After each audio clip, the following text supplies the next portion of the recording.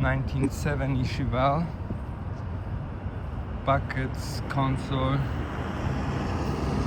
Took the vinyl top off. Got some glue. No rust.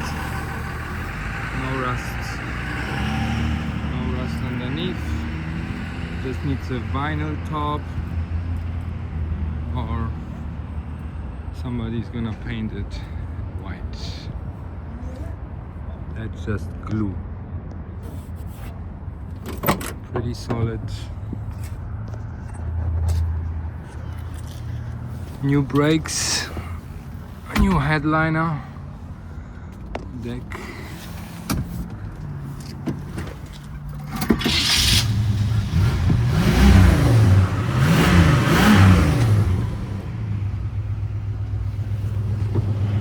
New package tray.